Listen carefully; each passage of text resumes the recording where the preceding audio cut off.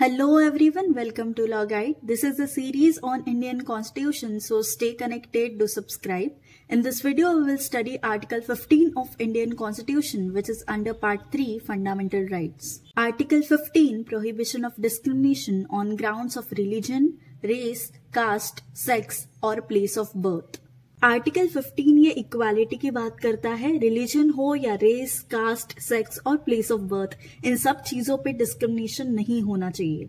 As we studied about intelligible differentia in previous video of article 14, it does not mean कि कोई section of people है जिनको society में because of history कि जिन पे बहुत मिसबिहेव हुआ था, सो उनको ऊपर लाने के लिए some fair and just discrimination allowed था. Clause 1.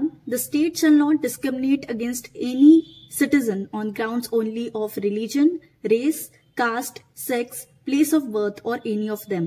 इन सब चीजों पे जो भी लोग स्टेट में कुछ पोजीशन पे है, जिनके पास पावर है, हो सकता है कि वो अपने सिटी या प्लेस ऑफ बर्थ के लोगों को फेवर करे या अपने कास्ट के बंदे को फेवर करे.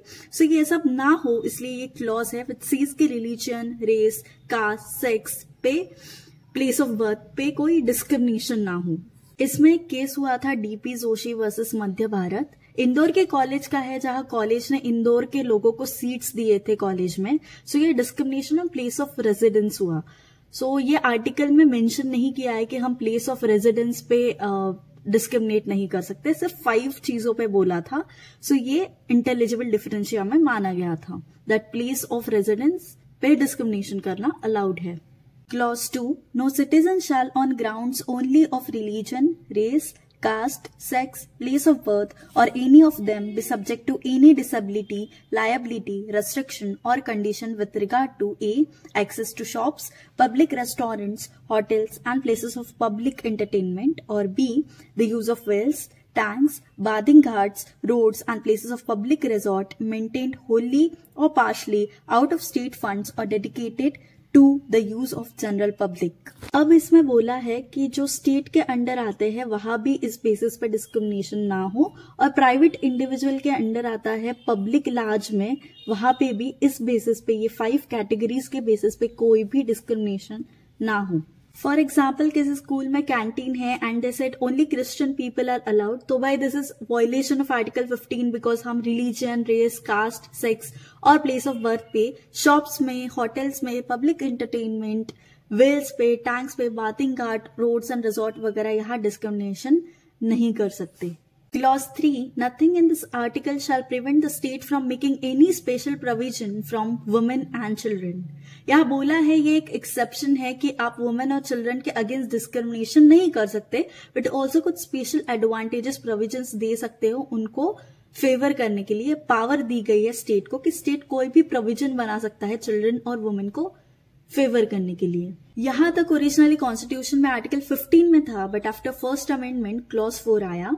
Nothing in this article or in clause 2 of article 29 shall prevent the state from making any special provision for the advancement of any socially and educationally backward classes of citizens or for the scheduled castes and scheduled tribes.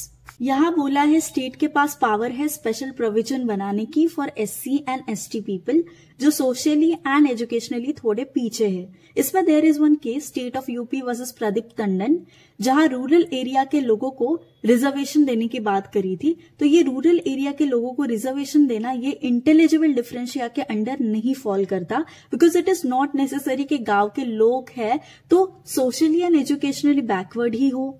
फिर clause 5 आया 93rd amendment से. Nothing in this article और इन सब clause G of subclause 1 of article 19 shall prevent the state from making any special provision by law for advancement of any socially and educationally backward classes of citizens for the SC and ST insofar as such special provisions relate to their admission to educational institutions including private educational institutions whether aided or unaided by the state. This is said in clause 4 as well.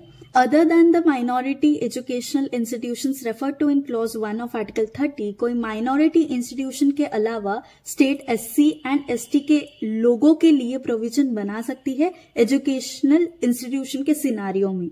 Then clause 6 which came through 103rd amendment, any special provisions for advancement of any economically weaker section.